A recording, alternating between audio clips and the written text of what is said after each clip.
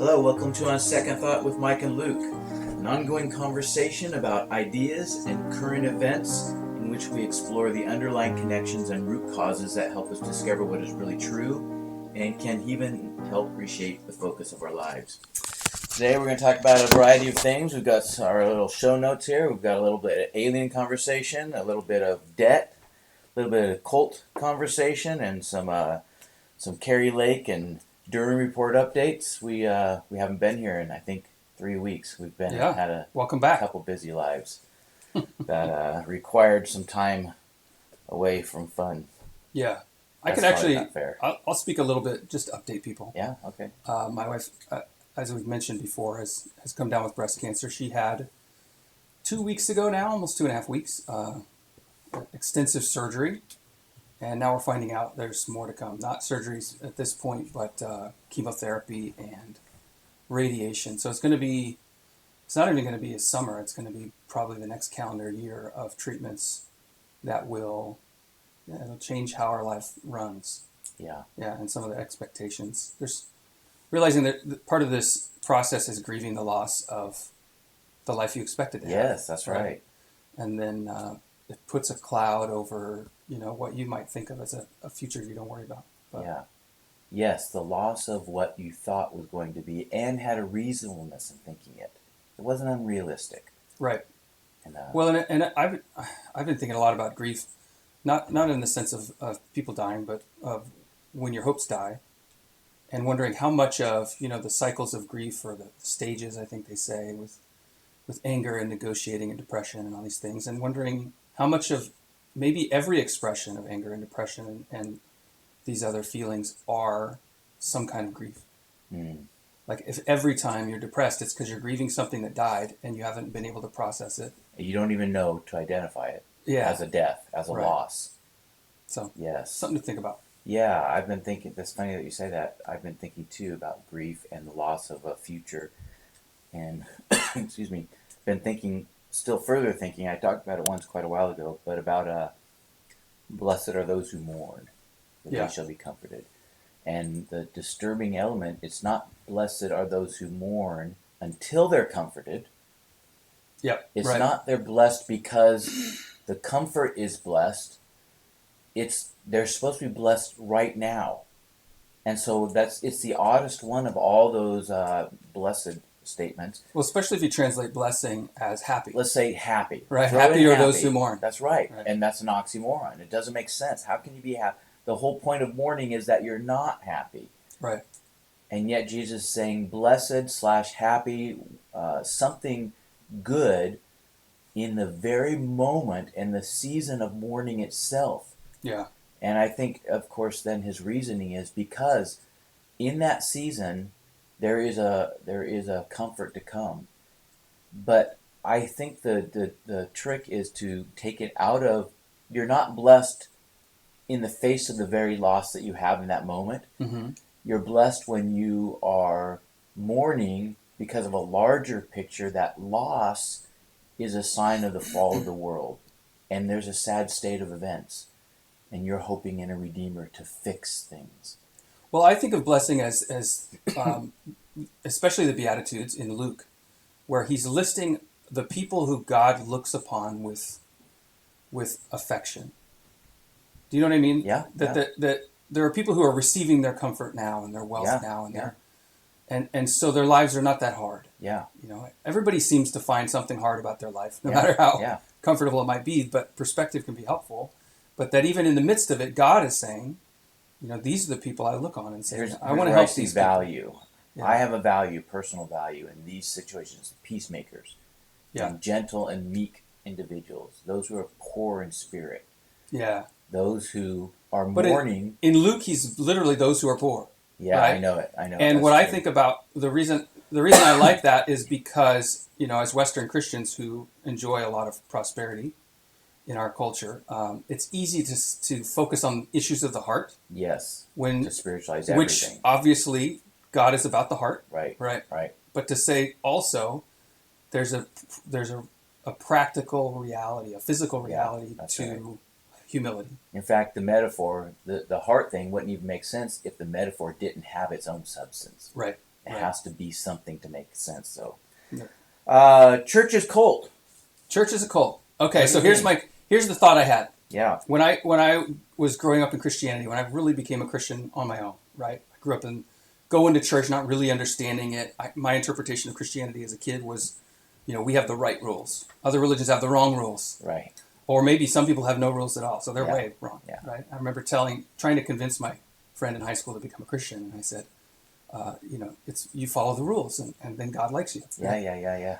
And little did I know. So when I became my own Christian, I was all in, and it was like, oh, this is if you serve God in this passionate way, what you find is God is there with you in a way that I didn't understand. Before it was remembering the Bible verses, Right. And, Right.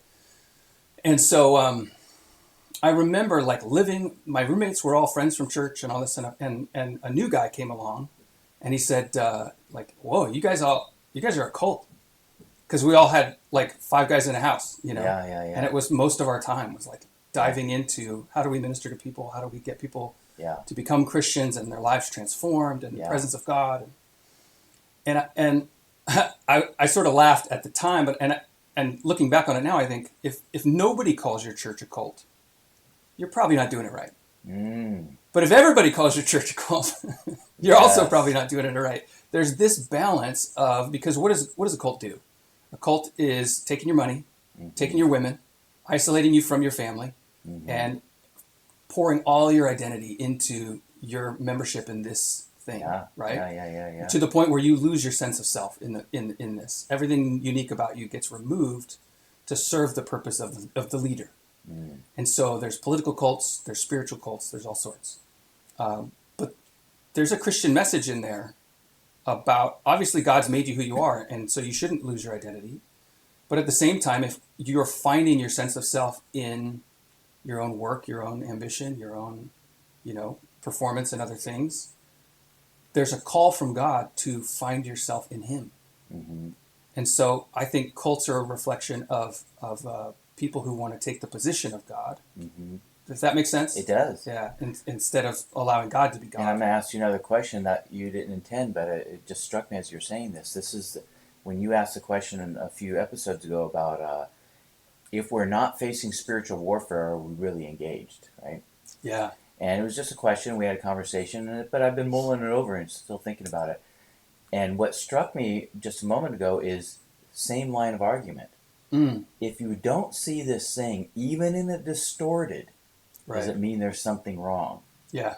And that's an interesting way to approach a question, right? It's not even if you don't see a fruit, is the tree healthy? Right. But even if you don't see something that's distorted, doesn't mean that you're missing something. Because everything does get distorted, so we shouldn't let distortion throw us off completely. Yeah. Right? And that's a very interesting question. That's a very, because cultic, and the scriptures, remember when they said they're eating, these are cannibals. Yeah. They weren't cannibals. Cannibals and incest. But here's what was really coming out, is this message that they're eating the body, and this Jesus person is so significant, they're eating his flesh and blood, and he says words like this. Yeah. So I wonder today, for example, if you're not called intolerant, are you really being truthful? Right. Because telling the truth is intolerant. It's not, you're unloving. If you don't get accused occasionally of being unloving, are you really actually being falsely loving? Right. And there's something too that what I see this process as is a humble analysis of, are we staying unbalanced? Yeah. And at the same time, you could, I think, convincingly argue that, if you had met Elijah in his heyday, running for his life from the corrupt leadership of his day, it'd probably look out of balance. Yeah. Right? Yes. Like, whoa, that's a little extreme, buddy. I think Luther would be difficult to be around. I Yeah. actually thought at times the Apostle Paul would probably be tough to be around. Yeah. Tell me stories about Luther.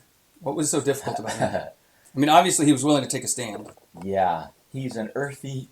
Well, what it is in Luther is that what it takes to break the stronghold, the grip of control, was an excessive personality. Okay. Yeah. There was no way to do it. It wasn't prudence couldn't break out of the grip of the church's control. You wouldn't have enough strength. It had to be a rocket ship breaking everything.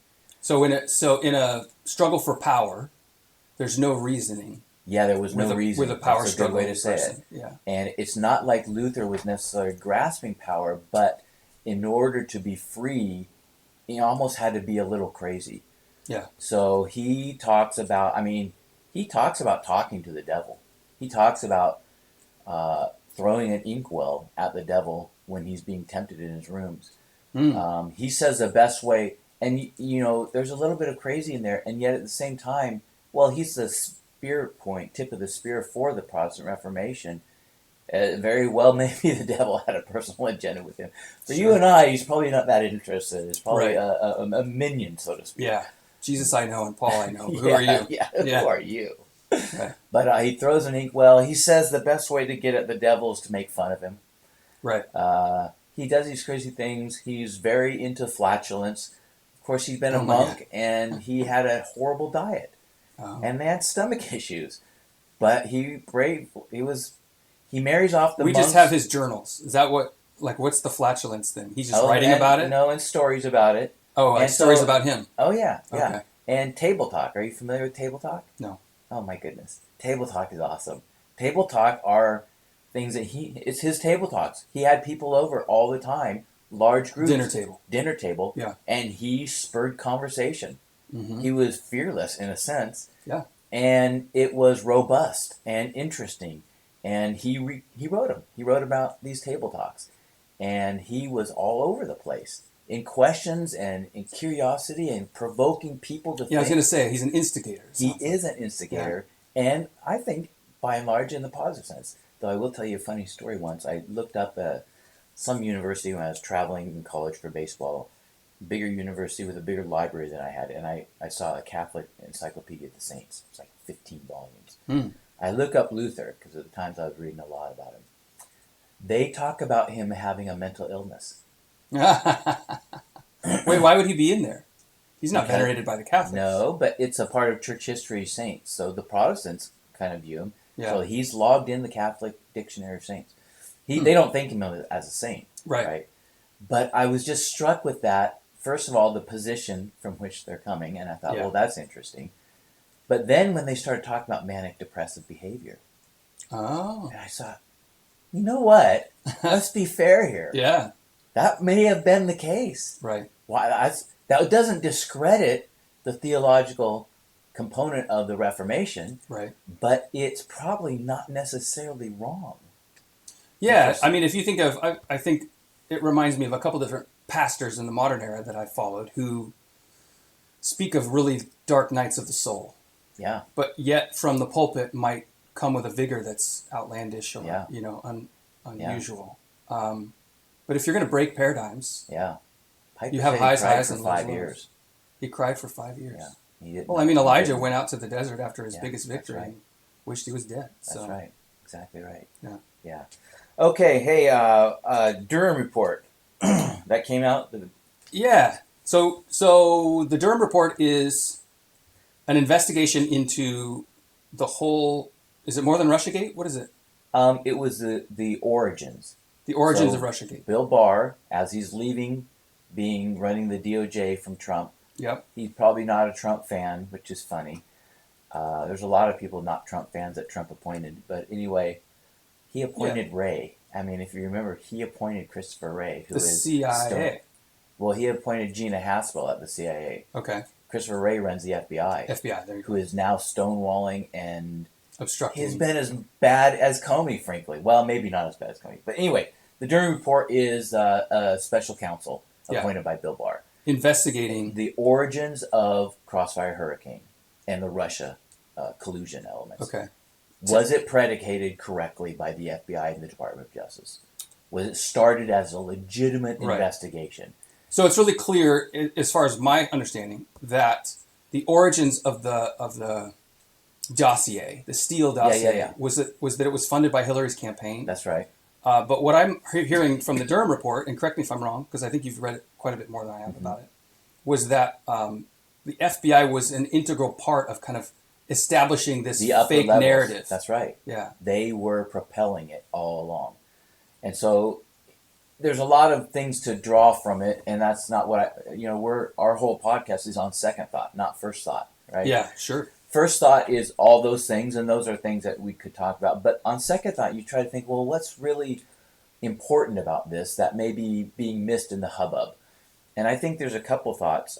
Number one is that it's too little, too late.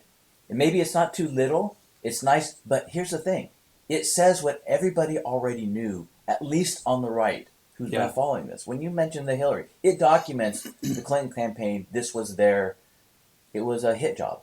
Yeah. But everybody on the right already knew that. Yeah, right. And I just find it interesting, and I'm not really sure what to think about it. Why do we need written down what we already know? Why do we need a Durham Report to say what has already been clearly said? Yeah. And it's interesting. I'm not sure of the answer. It's almost like one of my kids noted when COVID started, the CDC. Why do we need a professional health person to tell you how to treat germs? Yeah. We've known it for a long time. What is this reliance upon professionalism? And I think that's a good question. Well, Expertism. we do. Yeah. If you think of I was listening to somebody talk about this, and historically, the tension in cultural leadership is between the religious leaders and the political leaders. Mm. And in our culture, we've sort of pushed religious leaders out of that leadership role. They're relegated to lead only their church and be fairly quiet in their community.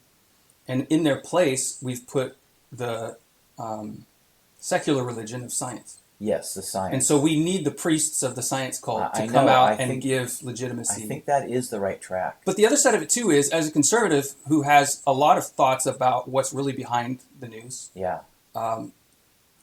it's a thought. It's a suspicion. Yes. It's a conspiracy. I know. And There's so for somebody to say, no, we looked into it and it's real. I know, you're right. It does give I agree with you. Some confidence to it. And then there's also this hope that, hey, maybe some of the lefties that I know will listen. But as soon as you turn on NPR or whatever, you hear their spin.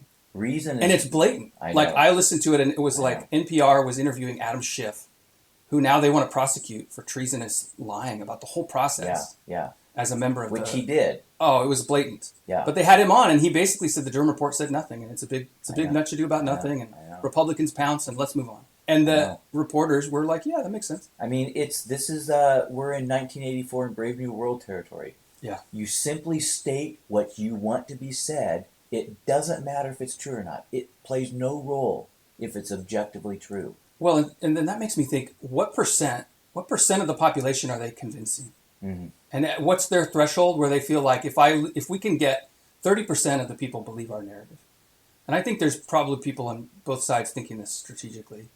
If 30% of the people believe what we're saying, yeah, that's all we need, and then it'll feel like in question. Did you see Tucker Carlson's first thing on Twitter?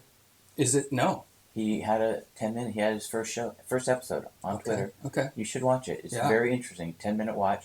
But one of the things, his main gist of his point is, as Americans, we're the least informed citizenry in the world now because we're being lied to constantly. Right. And nobody really knows. And the people in poor countries know more than we do. They do, yeah. And it was really interesting. Anyway, the Durham Report, too little, too late. It's a good question. Disband the FBI has been said a lot, but I think that's ridiculous.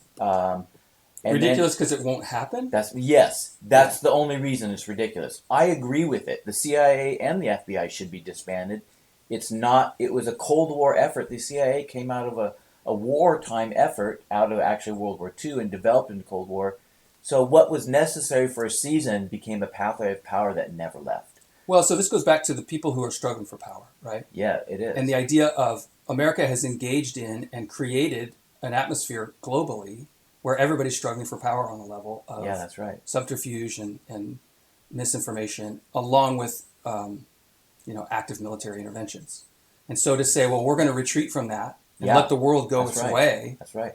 Is if you're in a battle for control, releasing that control is a fearful thing. People today don't even realize that Roosevelt thought we should get engaged with Europe and defend Britain and help. Yeah. But Americans did not want to. It is their war.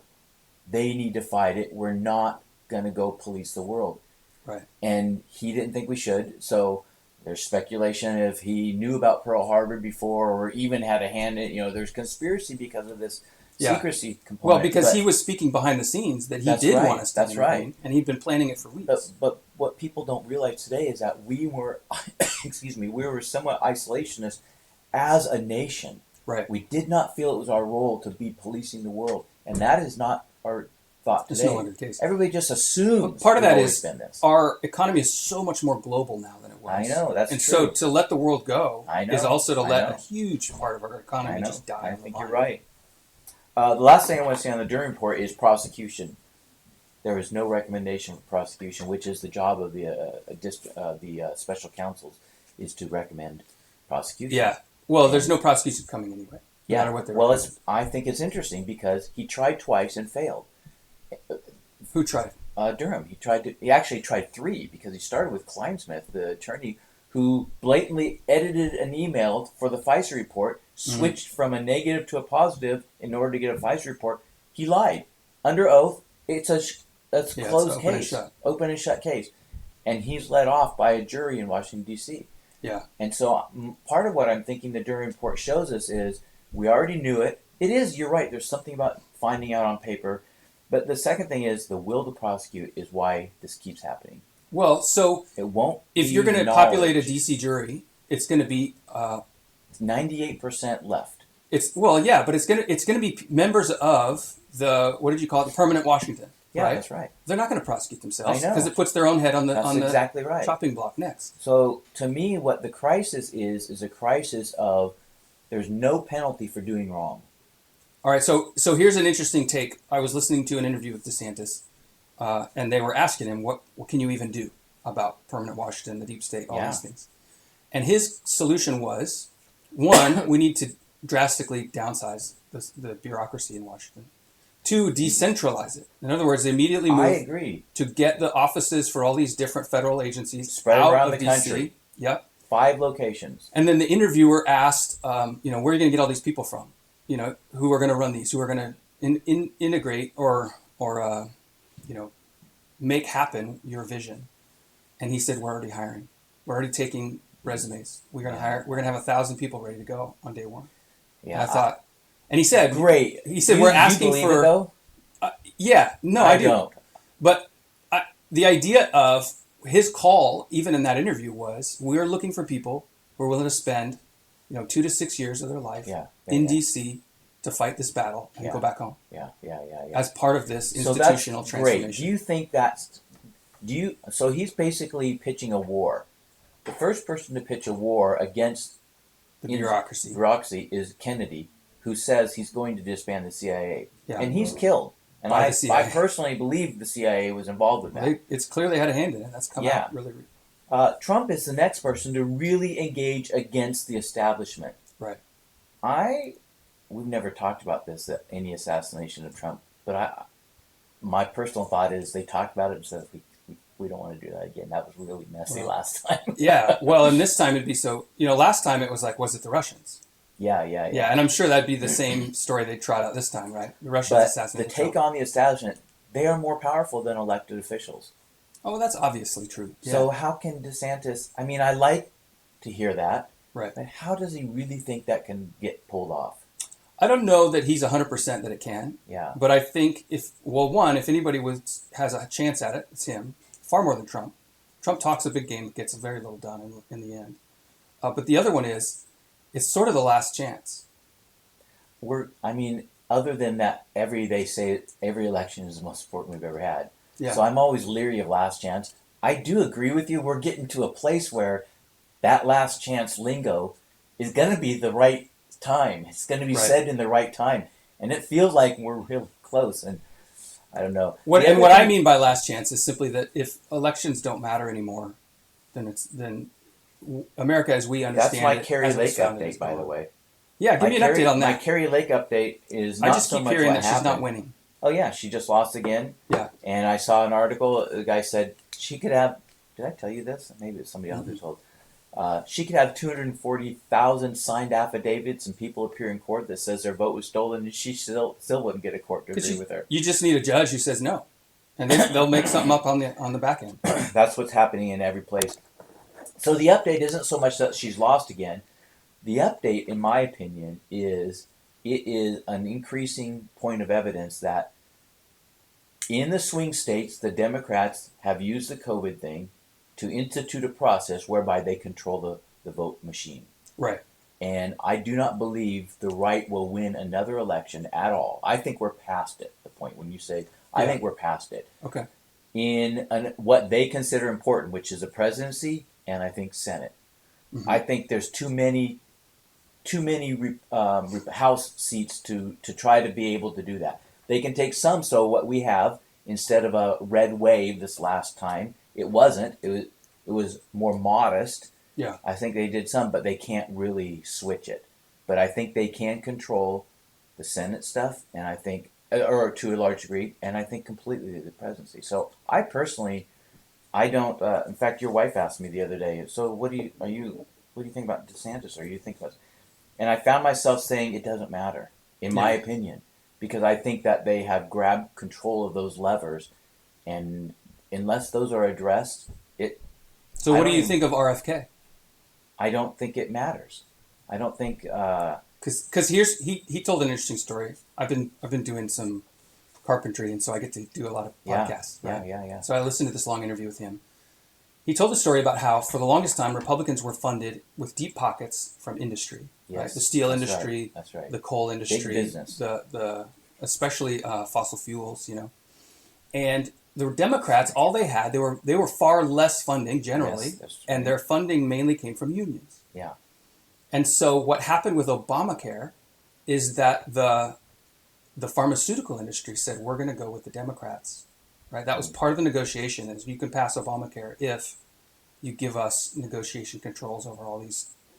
And so when the pharmaceutical companies started funding Democrats, that gave them a level of power they hadn't had before. Mm-hmm. And something like 75% of all broadcast news is funded by the pharmaceuticals.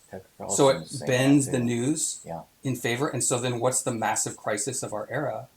It's a pharmaceutical rescue plan for a disease that gets hyped up. Yeah. And every alternative medicine is shut down, is pushed aside, is lied about. Yeah. And hundreds of thousands of people just in the U.S. died because of it. Yeah, that's right. They could have prevented it. Yeah. And what I want. So I like RFK, if that's what you're asking. And he's upfront about it. I would much rather have him than a lot of Republican people who I think are spineless. I might rather have him than Trump. Yeah, I probably wouldn't go that far. But because I would object to your earlier statement, Trump doesn't get anything done, DeSantis does. I think I know why you're saying it, and I agree with the assessment of reality.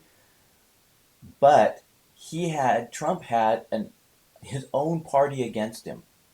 Sure. He was going to repeal Obamacare, and McCain famously thumbs down. They worked against him. DeSantis has had a Republican House and legislature in Florida that it's been unprecedented, but he's had support. Yeah, they're greenlighting so many things. Oh, yeah, and he will not have that. If he were to win the presidency, he will not have that. Right. So I'm not sure. Well, but this gets into that territory, too, of so many of the things now that each new president does aren't related to law at all. Yeah, I know. It's institutions, it's regulations, and it's fiat. The bureaucratic state. Yeah. And so that does two things. One, it lends itself to more executive power. But two, it also, it moves us toward, and I think this is always true. I used to tell my classes, when your chaos goes up, rules will go up.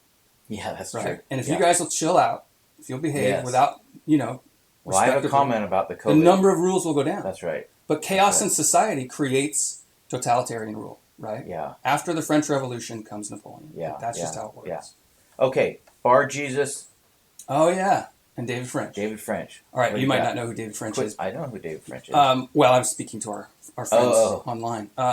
David French is a Christian commentator who, under COVID, went from saying a lot of helpful and winsome things about helping people relate to God in a way they hadn't before, to openly opposing traditional conservative Christianity, and supporting the institutions and the mandates that COVID brought down. And many see him now. He's now a columnist for the New York Times, and most of his columns are just opposing Christians from any traditional view. So I was rereading the story in Acts where the Apostle Paul has traveled to a city to speak boldly before people in power, and one such person he stands in front of has a sorcerer at his side who's opposing the message of the gospel. And I always was impressed because the Apostle Paul strikes him blind and sends him out of the room, basically. And this, I think, king or magistrate is converted at this incredible sign. But what dawned on me recently was his name. They call him Elymas, but his first name introduced is Bar Jesus. And I just thought, that's weird. It's a funny name. But I recently learned the prefix bar means son. Mm-hmm. He's the son of Jesus. He's calling himself son of Jesus to say, this Jesus you've heard about is I'm with him, or he's with me, right? Yeah, yeah. And Paul's rebuke of him is, when will you stop corrupting the right ways of the Lord? Mm. And so the most vehement and the most supernatural opposition that God brings on behalf of his people are against people who are twisting the message of the gospel to create political clout, right? To make it okay for sins to continue. You know, all of what would oppose the gospel in the public realm. And I thought, man, because my rule is, like, when do I get to call someone a son of the devil? That was one of the things, like, you son of the devil, right? And Jesus did that a little bit, where he says, you guys speak the language of your father. Yeah. And my rule is I have to then strike someone blind if I'm going to call him a son of the devil. Yeah. But this idea that there is this powerful advocate in God on behalf of those who would oppose corruption of the gospel for political and social clout against the message itself. Yeah. That makes me think of the sin that Jesus said, sins will be forgiven except the sin against the Holy Spirit. Yeah. This idea that the insiders are then attributing what is God's to another force, but they're doing it from the inside. Right. Yeah. That's the one that's the big one. But what's interesting too is so Jesus has, a lot of shows a lot of aggression toward people who name the name of God, of Yahweh himself, and speak against the message of God. And this seems to be a similar case. I always assumed that because it called him a sorcerer, Elymas, that he was just not associated with Christianity at all until I made this connection of the name Bar Jesus. Mm-hmm. And it made me think, what's the stance that the Bible takes against just your run-of-the-mill pagans? Mm-hmm. People who don't know any better, and so they're searching for some spiritual safety and some comfort from a higher power, and so they turn to, astrology, or they turn to whatever local deities or cultural phenomena. There's not an aggression toward those people. Even the leaders among those people are called to repent. And I think of Paul speaking in Athens, where he's very conciliatory toward people that are worshiping pagan gods. Yeah. He's not going after them. He's not defying them. Not with that same aggression. Right, not in that same way. He's speaking. Yeah. He's speaking against the teachings, but he's doing it in an invitational way. It's interesting. That's the same argument in Romans 2 when he talks about the law. And he says that the world has a law written on their hearts, and they don't. But you've been given the law, and the world looks at you when you don't keep it, and then you point a finger at them. Yeah. And says, what in the world? You don't even do what you're saying. Why are you trying to latch onto us? Mm-hmm. And he basically says that the name of God is blasphemed because of you. Right, yeah. Right? It gets worse, actually. Well, and that makes me think of, I remember reading to a class once. I had like a club at the middle school where I taught, and we were doing business. So I read How to Win Friends and Influence People. Which is a classic, right? Yeah, and for kids, for middle schoolers to learn how to socialize in a professional environment. One of the things he talked about in there, the author, was that everybody thinks they're doing the right thing. Everybody has constructed a rationale for their behavior, and they act out of that frame. It's exactly what you're saying. They have a structure inside of this is okay, this is not okay. Now they adjust it as needed. Because they don't have the foundation of Christ himself. Consistent. Yeah. But coming to that, I think there's grace for those people in a way that someone who's seen the truth and twisted it. Paul can say at one point there was ignorance. Yeah, right. Yeah. Yeah. Okay, one more quick short take, then we'll get into our main things here. All right. COVID, 9/11. I wanted to tell you, I read a very interesting article if you're interested in it. Okay. COVID-19, and this guy's calling it a biological 9/11. He's written a book. His name is Brandon Weichert. The book's called Biohacked: China's Race to Control Life. A lengthy article in American Greatness. Yeah. But here, I'll just read the opening paragraph here. Coronavirus can be, quote, so he's quoting somebody here, artificially manipulated into an emerging human disease virus, then weaponized and unleashed in a way never seen before, wrote, and that was the end of the quote, 18 Chinese People's Liberation Army officers in a shocking 2015 document titled The Unnatural Origins of SARS and New Species of Man-Made Viruses as Genetic Bioweapons. Yeah, that's wild. So, of course, U.S. policy has shifted from the bats and the different things. There's now an acknowledgement on right and a lot of the left that, okay, this probably was a lab leak. It did come from Wuhan, right? The evidence is just too much. Right. And so what's interesting about this is this man is taking that assumption, now generally gaining speed, and saying he's making the case that China did this on purpose because of the sanctions, and that Trump was taking war with China seriously at an economic, non-military manner. Pushing back, yeah. It was pushing back. And they were being hurt. And that they instituted this hoping for a good result, expecting a good result, but they were wildly successful beyond their imagination because of how the left then took this, the chaos that you were just talking about, and the rules they did to rewrite a number of things, and the chaos that, beyond their wildest dreams was a success. But the point is, he's trying to make the case, and it was about a 15-page article from extract from this book, excerpt, and it was excellent. It was very, very intriguing. And he goes through the whole, from a Chinese perspective, the whole up to 2020, and what Trump had done, how they'd responded, what they'd backed down on, and they were looking bleak and gloom, and they wanted to get rid of Trump. So there's a couple things that spring to mind there. One is that those politicians who are most influenced by China, like Trudeau in Canada, for example, are their reaction to COVID was instituting social credit scores on par with how Chinese government controls its population. That's right. So that to me strikes. The other thing is, and there's clear evidence that when this was starting out in the Wuhan region, that domestic flights were shut down in China, but international flights weren't. So there seems like a clear intention. I agree. To spread this thing. I agree.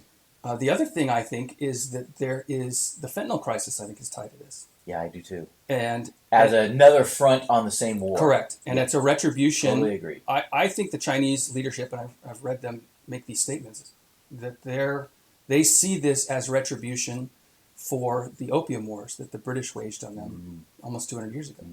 I know China has a long institutional memory.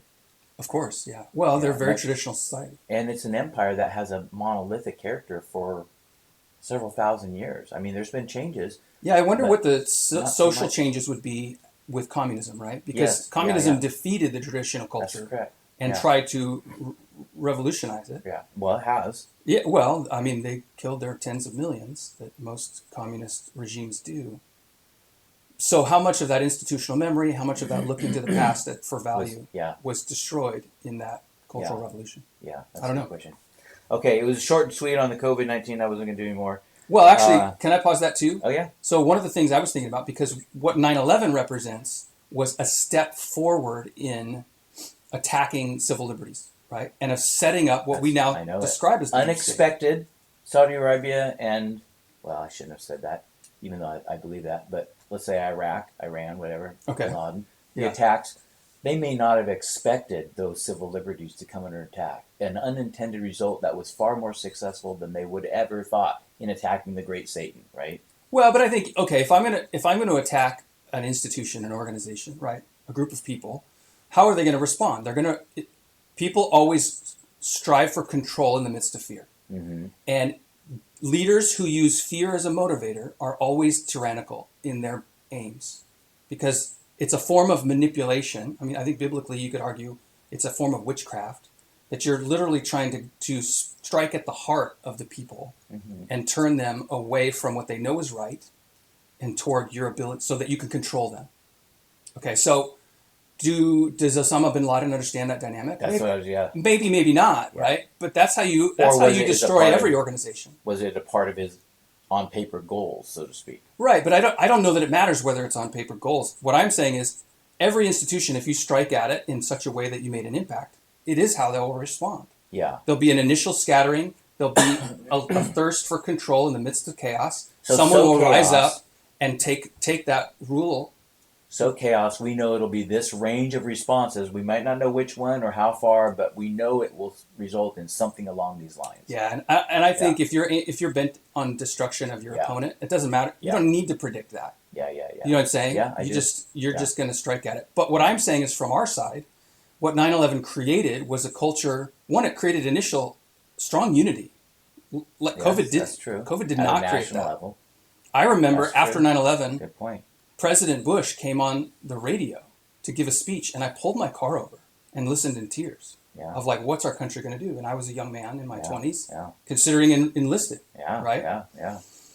But what it also did then, and what I couldn't see at the time, was Nobody could. Opened us up to the Patriot Act and this overreach of power. It's what the intelligence communities are right now. That's now right. They are what they got. That was their COVID-19 taking over the voting machines and whatnot. But so what that moment of unity and fear has now created a moment of division and fear. Yeah, that's true. And so it's like we're sliding down. I know. That's a topic for another one, the slide. Okay, debt as slavery. Yeah, I was looking through the Proverbs. Yes. And I saw a proverb, and I posted it. Let me read it to you really quick. But this idea that I've looked at before is... Hold on, I'm scrolling. I apologize for this. I should have been ready. I don't see it, and I don't want to spend more time. But essentially, that the borrower is a slave to the lender. Yes. And I thought, okay, looking at COVID, looking at all of the... I mean, if you look at the tranny madness that's going on now, right? With teachers, why did the teachers go along with this? Why did the doctors go along with it? The what madness? The transgender tranny madness. I didn't know if you said tranny or training. Transgender. Yes. Gender's not real. Transsexual madness, right? And you know it's not real because they say it's a social construct, which should mean then that you could change your gender. It shouldn't matter, but why would you need surgery for a social construct? So obviously there's a physical element that they don't want to admit, or the logic isn't consistent. At any rate, why would the teachers go along with it? Why did the doctors go along with it? Right? Why do all these people in the professional classes in particular keep their heads down? It's because they're in massive debt. You know, if you went back 80 years, you could buy a house for $10,000 for cash. Or at least, let's say, one of the reasons is. Right. Yeah. But when you create a population of people who are beholden to the system, because if I lose my license, if I lose my job, how am I going to pay for my house and my car and my credit cards and my vacation? Their whole lifestyle is structured around debt, and therefore they are beholden to the system no matter what. I think when we think of the title On Second Thought with Mike Lute, this is, sorry to pump you up here, this is a brilliant On Second Thought. This is a great point. It's a genuine second thought. It is a genuine second thought because what we're looking at here is an underlying root cause, not the only root cause, or we're not identifying a tap root to everything. You're not saying that, suggesting that, but this is a great point. Yeah. The slavery that comes in the professional arenas of debt corrals them into a pressure point of submitting to things that are stupid crazy. Yeah. In a sense, because what else are they going to do when you're looking at $182,000 in debt? Right. Yeah. Just schooling. That's not a house. No, it's crazy. That well, and I could see why. interesting. I could see why if you're 25 and you've got that level of debt, there's a lot of despair. Like, what impact can I even have? And I think that despair of the social, there's a social, what's the term? Compact, social compact that we all have agreed that will invest in society, and in return, society will benefit us and our family and our progeny, right? And that contract is now broken, in the sense that we're not living lives better than our parents. We're struggling That's more. true. If you're coming out of college now, your prospects are pretty dim. If you play according to the rules, if you go along with the system. Yeah, that's right. And so I could see why young people would be tempted or drawn into, radical utopian visions for the future. Yeah. Because this one's not working. Yeah. Let's change it up. Yeah. And that's what conservatives have generally lacked is a utopian vision. Now, I'm not a fan of utopian visions generally, but a positive vision for the future. Usually, conservatives are all about going back to the past, right? Yeah. Let's slow this train down. They're the brakes, while the progressives have the steering wheel and the gas pedal. And so, one thing that I find encouraging, even by something like Christian nationalism, which the whole term nationalism comes with its own baggage, obviously, but is that it does portray a positive future aligned with Christian values. Like, let's create a Christian nation. Let's create a nation. And so now we have something to drive toward and not just hit the brakes and run away from. When we start getting back into a regular routine, assuming we ever do, then we'll have to schedule a Christian nationalism conversation. Let's just talk about it next time. We'll come prepared. Because we keep saying we're going to schedule it. I know, but I feel like we have to have rhythm. And Yeah. anyway, debt as slavery. I had a guess as what you're doing, but I did not guess. That is a great point. That's the point of the day. There you You go. get bonus for that. Nice. Okay, let me bring up something here. I only have two other things I want to talk about. Okay. But one of them we both have an interest in. The other one you don't care about. No, I don't. That's not true.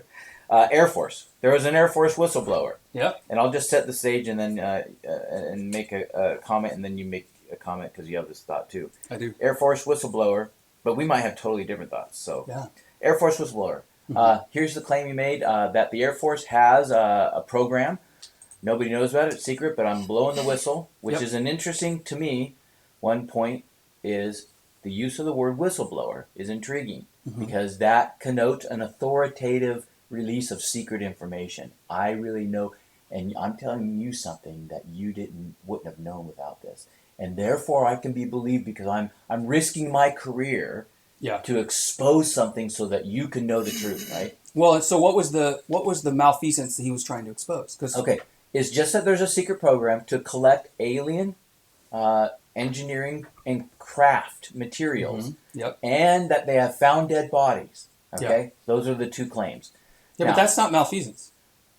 Why do you need to blow the whistle on that? It's because it was a secret program. The government has done this, and they have been successful at this. Wait, but there's a million secret programs.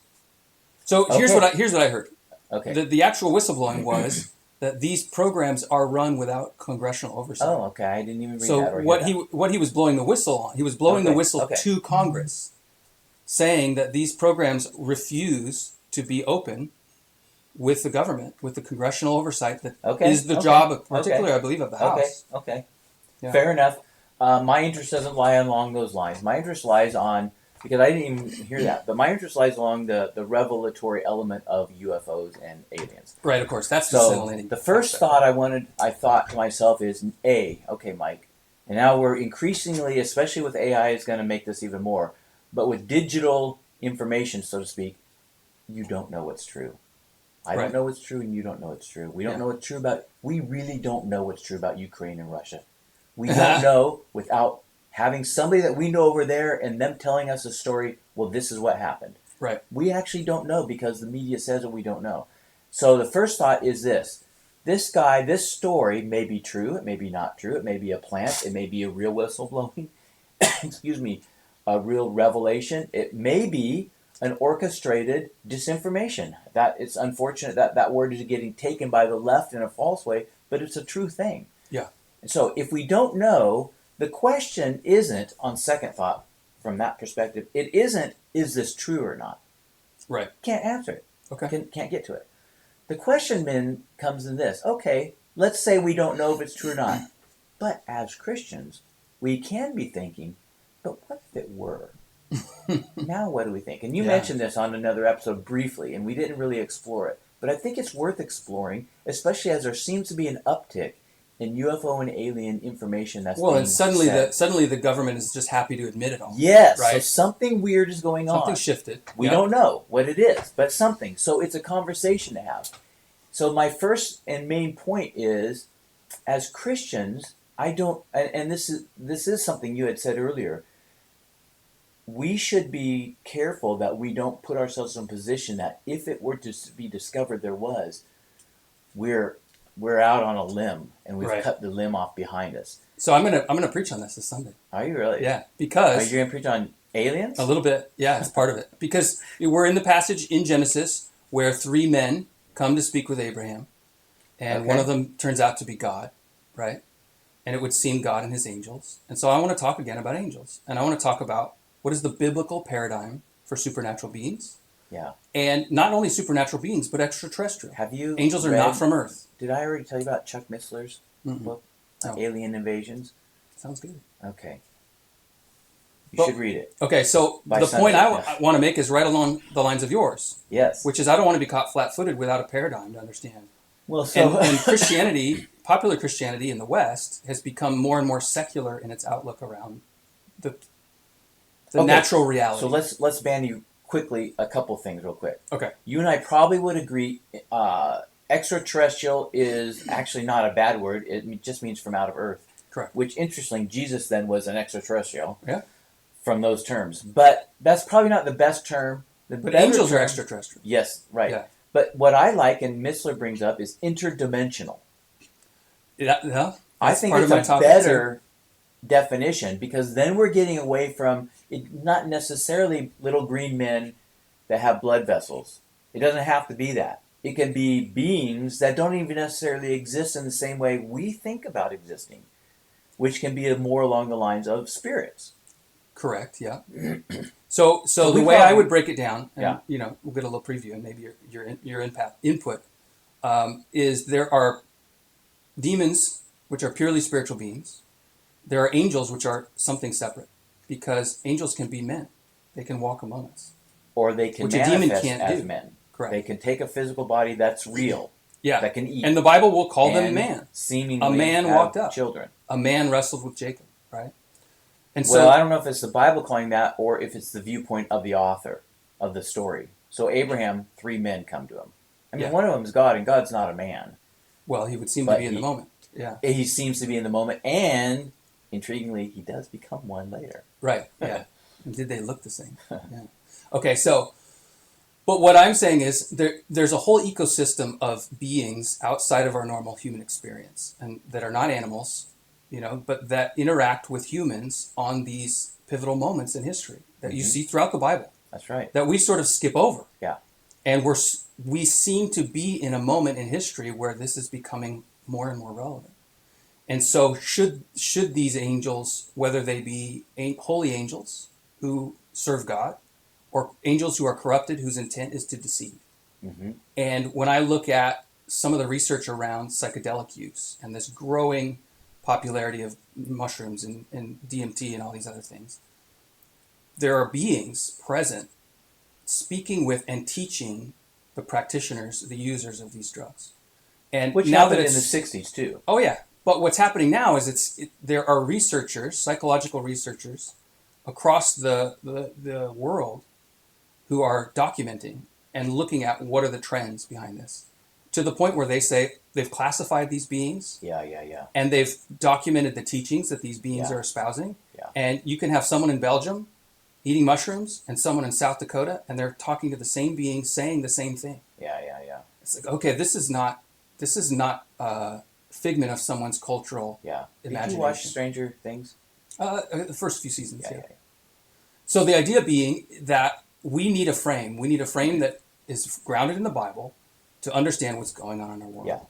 And not to just say, well, miracles were for a time, and now, they happen to missionaries go to Africa. Yeah. It's like, no. We're in a Yeah. supernatural world, Yeah. Right. and we're surrounded. Yeah, so you and I share that, I think, viewpoint. Let me ask you this question. Do you see a distinction? Because if they can manifest, if a spiritual being can walk into a room and at first glance we think this is just a person, Right. which also even fits the New Testament, some have entertained angels unaware, right? Yeah. So this happens. But taller. Do you think that's different? That's the thing, but taller. Do you think it's different from the idea that there are physical beings, creatures, Right. have their own species on another planet that God made, and they have a life they're living under the reign of God, and we just don't know about it? Do you see that as different? Well, I think it's a different explanation for the same phenomenon. And I Okay, don't but see you're the Bible drawing a as... conclusion there. What It I'm doesn't saying have is to be that, it's an right? optional, it's one option to explain the same phenomenon. Yeah. And it's been the default option, right? When you assume that the earth is as it seems, then anything that is out of the norm must be from something besides earth. And I do like the interdimensional terminology, and that is actually in my notes too, to talk about raising dimensions.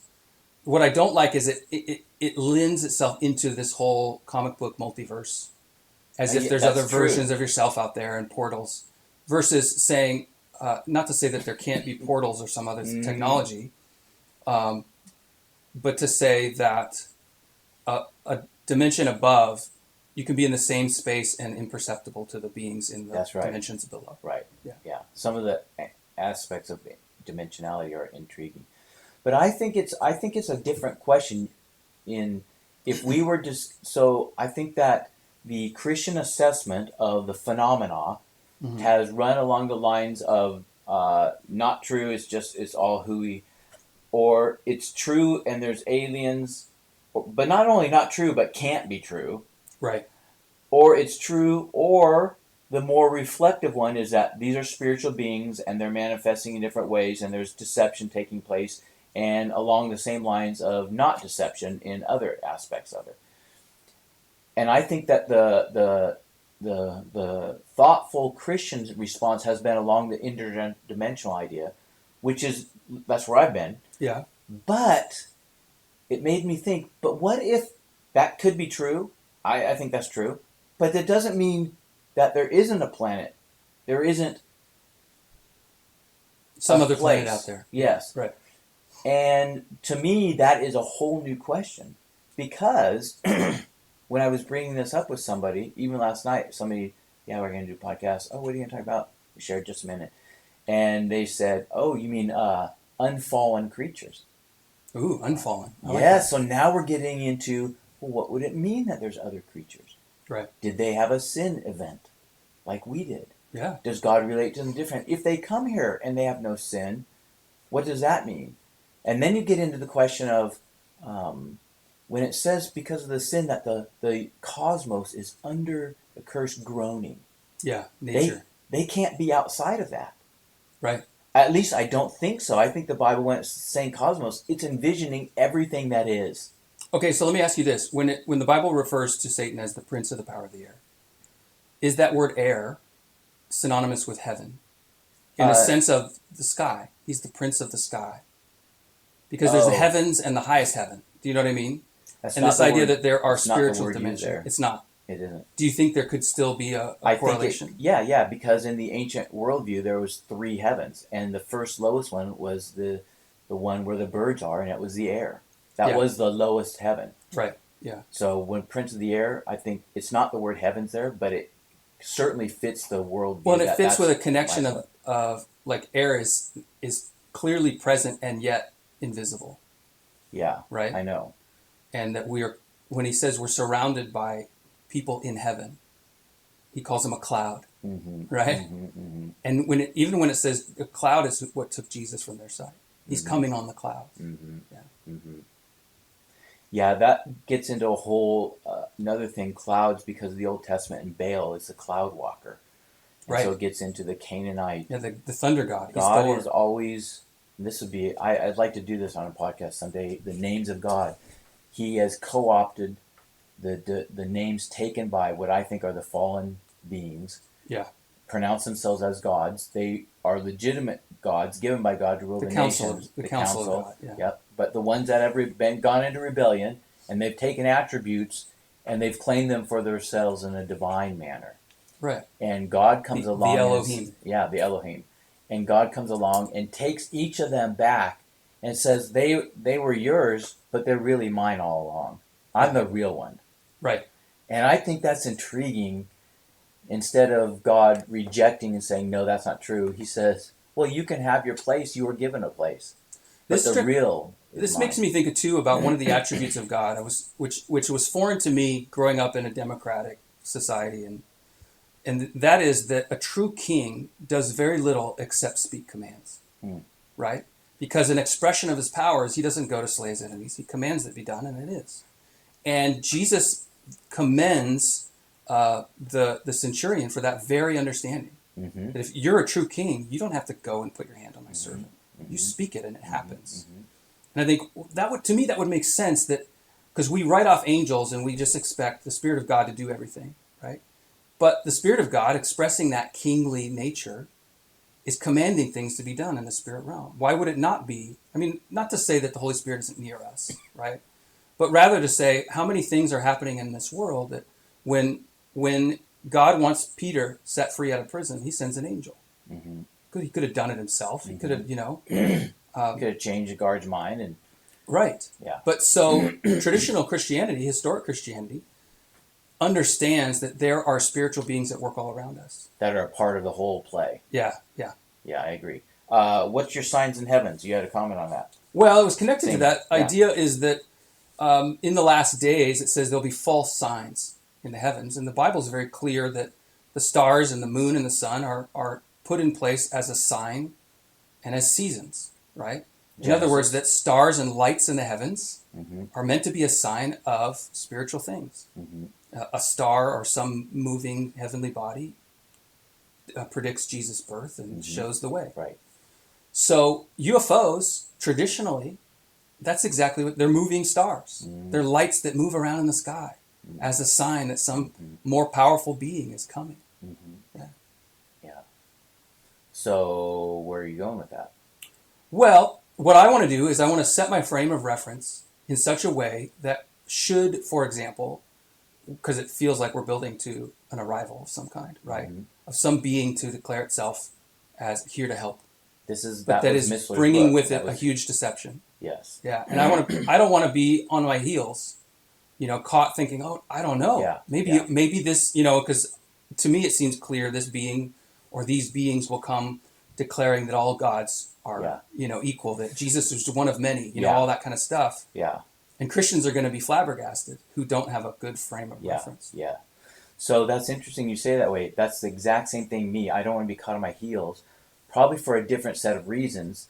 The Missler thing, they're coming in great deception.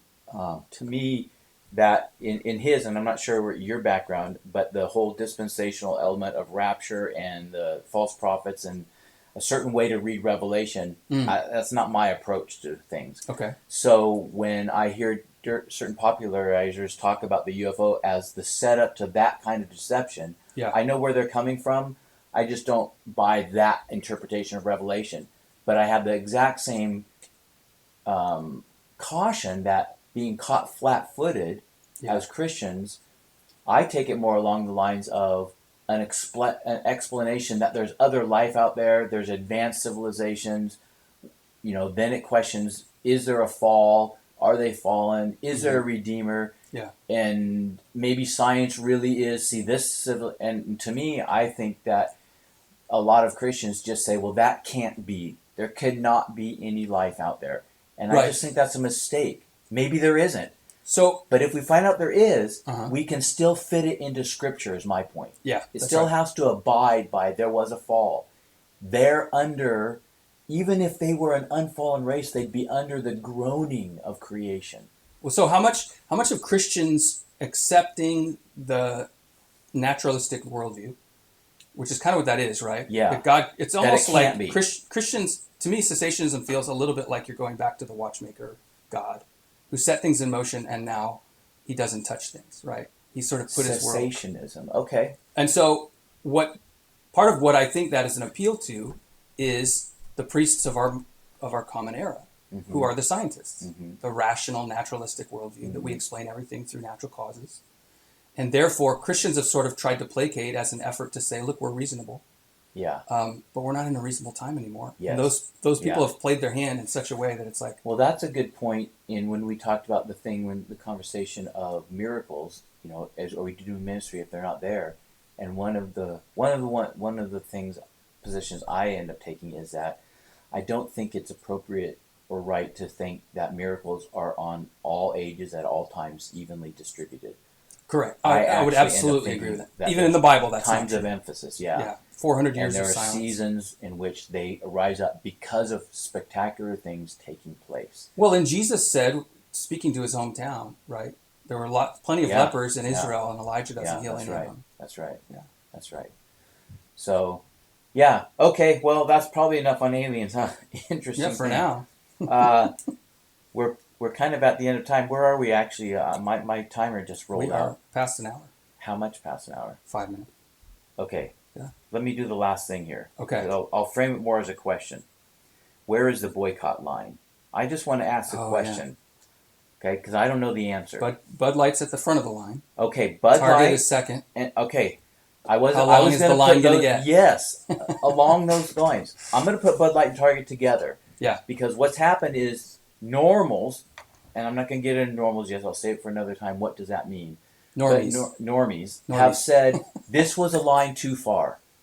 Right. We're going to do something. That's it. Okay. Yeah. So we'll leave that there for the second. Okay. For a moment. Now there's a second kind. Walmart a couple years ago said we're not going to sell ammunition. Right. We're still selling guns, but we're not going to sell. That kind of ticked me off. It's like, if you're going to abandon the Second Amendment, just do it all the way. Yeah. Don't be this appeasing both crowds kind.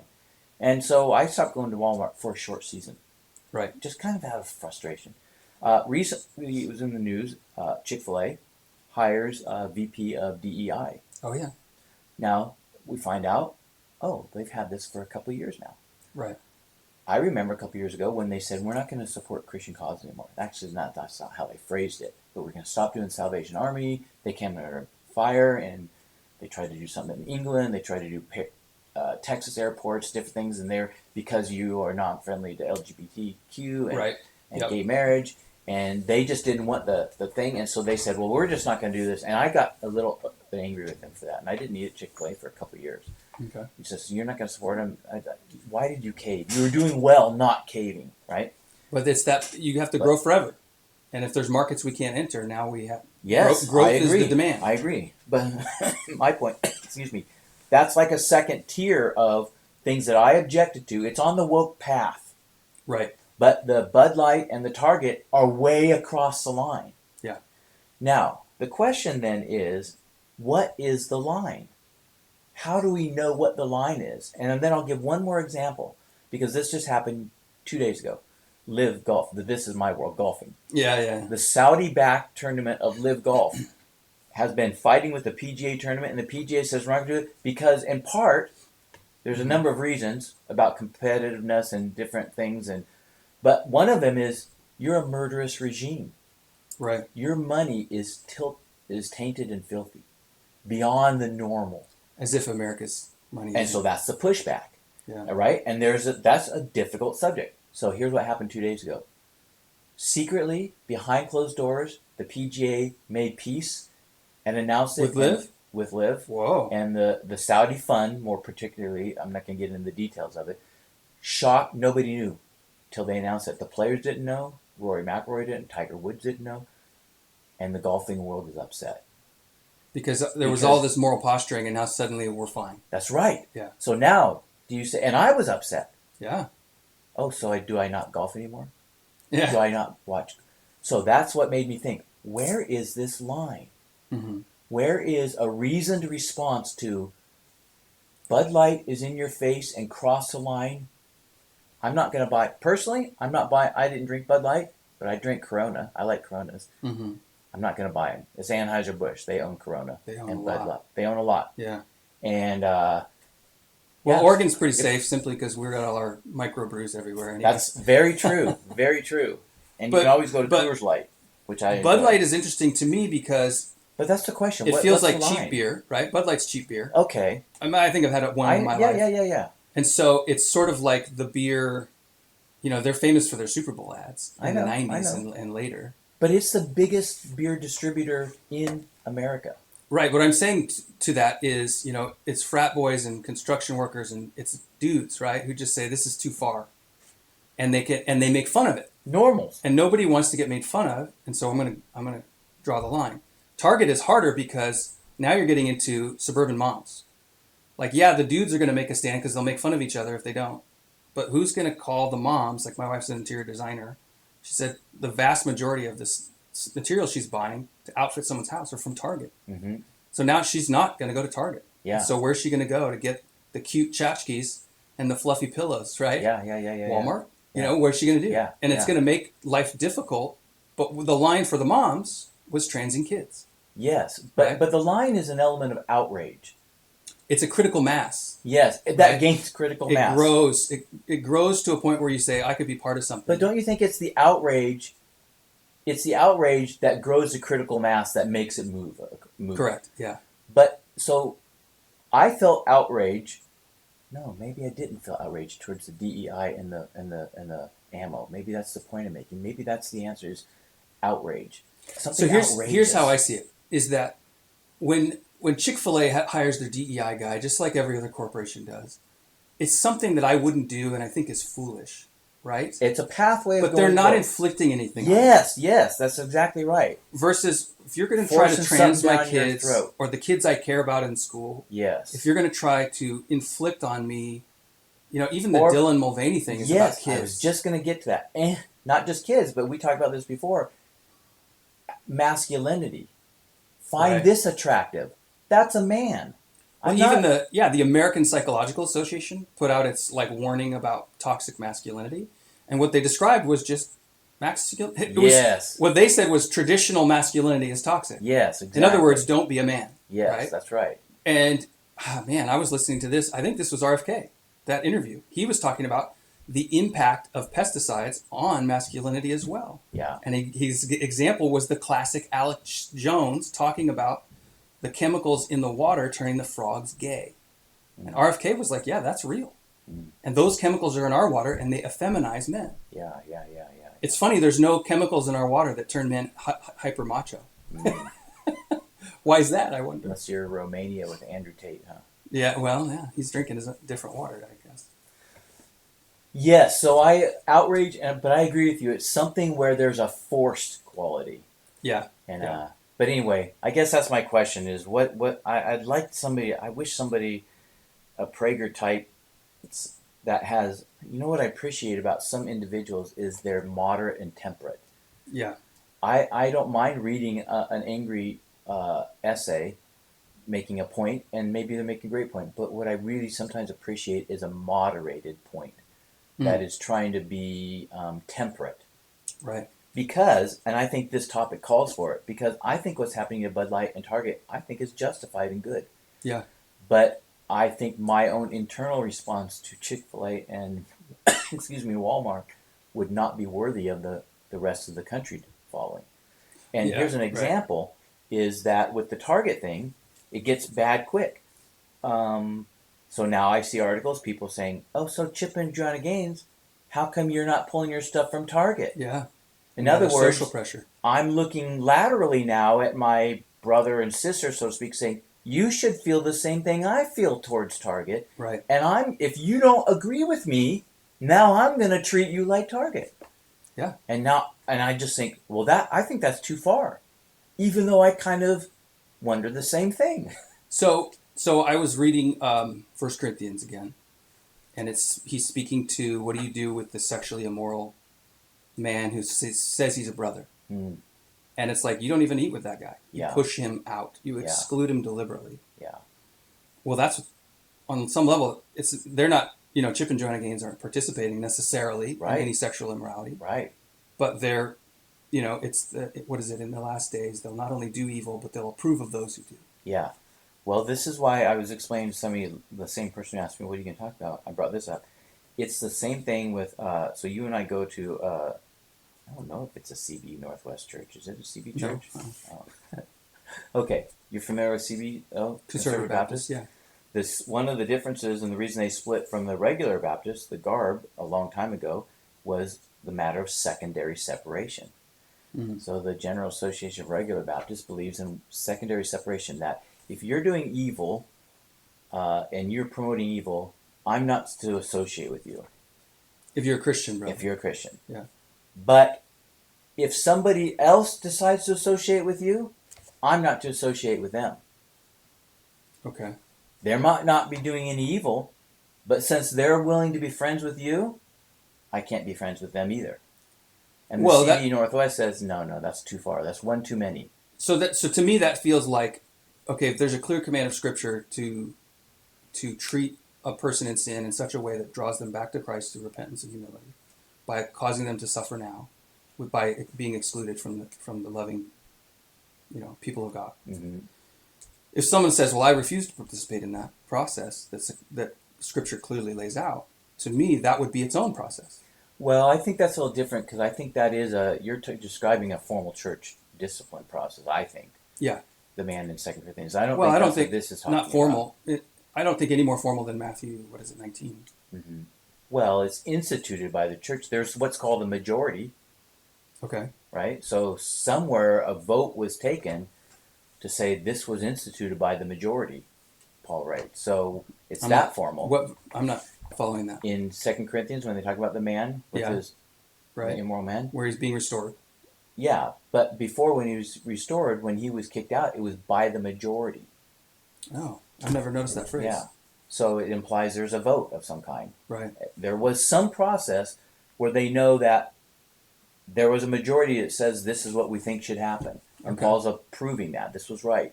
Yeah. Now that he has repented, now we need to restore him for reasons X, Y, and Z and whatnot. Yeah. So my point is it's formal enough to have had a vote. But there are less formal. So like this stuff with Target, it's not formal. There's nothing going on.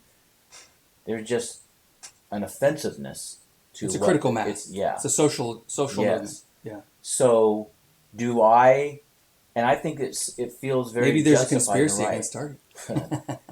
But secondary separation would say not only should I join this revolt against Target because they're doing an outrageously indecent thing, but if you don't agree with me on that, and you say, I think it's okay to shop at Target, I don't buy the boycott. I don't think boycotts work, or whatever you might reason. Well, now I have to separate from you too. Well, I think the way I would look at that is, can you disagree with a clear conscience? I mean, obviously there are issues on which honest Christians are going to disagree. Yeah. And so if that's one of them, you can agree to disagree. Yeah. Well, I think that. I could see that argument. There's people saying the opposite. Chip and Joanna, they need to. Well, so here's the trick.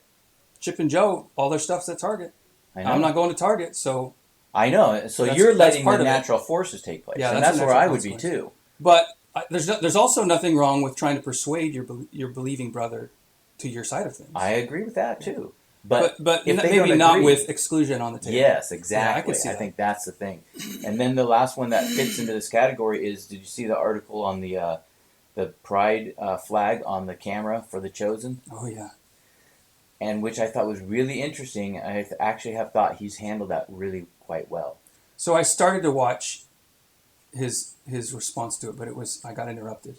Can you summarize it a little bit? Yes, he says basically he's responded like 3 different times. The first one was like a cookie cutter, we don't police the beliefs of our cast and crew. Yeah. Well, and you don't have to be a Christian to work here. Yeah. You just have to agree that we're trying to present the picture of this person in this book as is faithful to that. And if you're willing to do that, we're willing to work with you. Yeah. I actually thought it was a decent answer. Second thing that came out is he says, just so you know, it wasn't even our camera. It's that person's personal camera. I'm not going to tell them what to put on their things. Actually, that's not a bad answer either. The third one was, it wouldn't be my choice to do that with that flag. I don't agree with that. Yeah. But there are lots of people who see it differently, and I'm not instituting a monolithic response as we do this. I'm not willing to push that. What I'm trying to do is make a presentation of a person and let anyone who wants to interact with him where they are. And I actually thought that was and it's actually quieted things down. His response is quieted. There's not this, I'm going to ban The Chosen because they support, Well, part of what I think people's reaction to it is a sense of hypocrisy. That you don't really have a standard.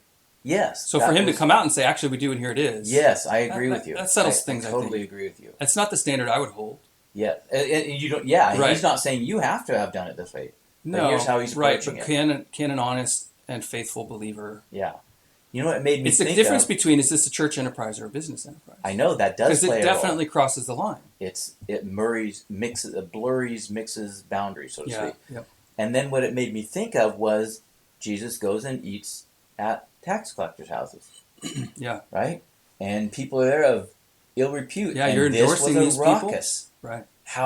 Do you know do you even know who that woman is? Right. You guys probably don't know, because if you knew, you wouldn't even let her in this house. Right. And that is not the way Jesus approached it. Yeah. And he doesn't give like some holistic Pauline structured 3-point response.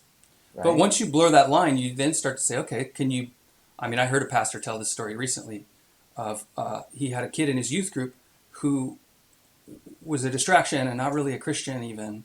And so he invited him to be a youth leader. Mm-hmm. I've heard of it. And then he became a Christian in the Yeah. process. And I was Yes. like, that sounds like a bad idea. I know. But that's where, if I'm hiring someone to mow my lawn, I'm not instituting a biblical standard for leadership. That's right. Yeah. That's a tough one. It is a tough one. Because you're making money off of the message of the gospel. So Yep. you're always in tricky land. Those were our second thoughts. All right, next time I hope to talk about what the Trinity School is up to. I actually want to share some really cool ideas that we're playing with and how we're trying to change the idea of school. So next time. All right. I'm not sure what my next time is. I've got 16 for this one, but that might not have been the -1 and zeros that we threw up there. So, all right, we're signing off. You sign us off then. All right. We appreciate everybody who's still with us to the end. If you are, please do us a favor and share, like, subscribe. There's like a notification bell if you're on YouTube, but the real thing is tell somebody about this. I was thinking about this and talking to my wife. Like, I go back and I listen to these episodes and I think this is the podcast I want to listen to, And then I look at our numbers and I think, what? How come everyone else isn't here? But part of that is if this is what you want more of, the way you encourage us is to share it out, because if more people hear it, it makes it worth our time and our effort. And the way we encourage us is to figure out how to get more consistent. There you go. All right. Until next time.